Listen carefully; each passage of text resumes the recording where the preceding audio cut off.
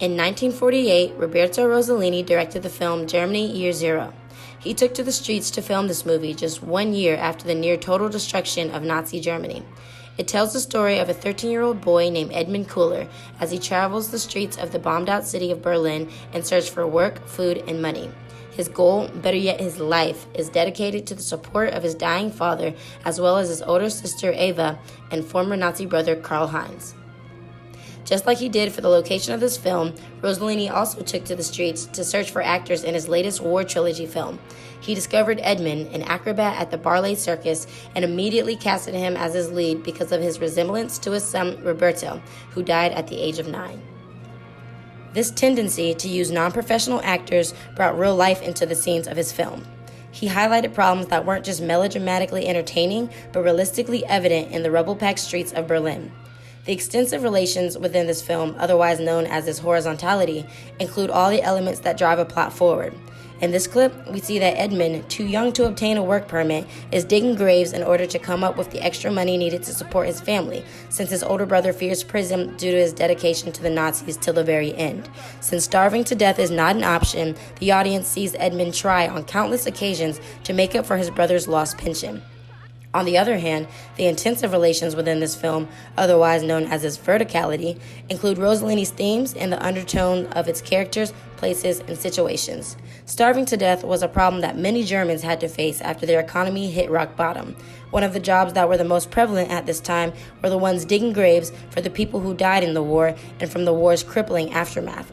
This opening scene sets the tone for Edmund's continuous desire to gain money, but it also shines a light on the mass struggle to find work for the German people, as well as the massive mortality rate for those who could not find a means for survival.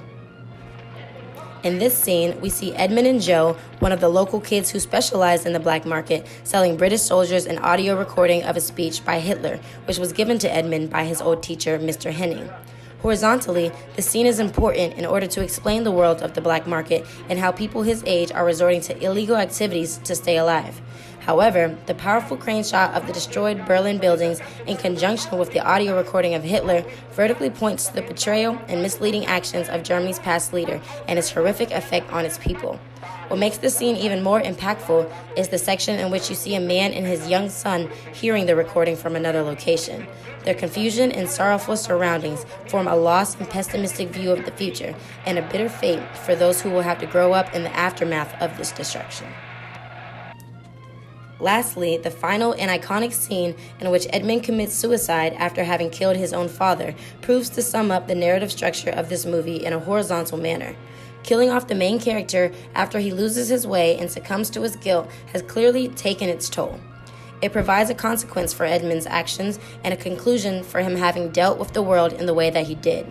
However, the intensive relationship between the ruined buildings that he silently plays through and his current state of mind evokes an inevitable feeling of despair and a lack of hope for a better future, not just for Edmund, but for all of Germany.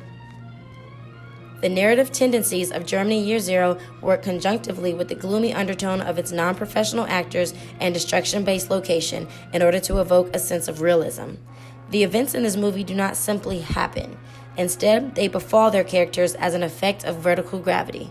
Germany Year Zero is essential in the near-realistic world not for its horizontal continuity, but for its truthful portrayal of despair in a world that has lost all hope.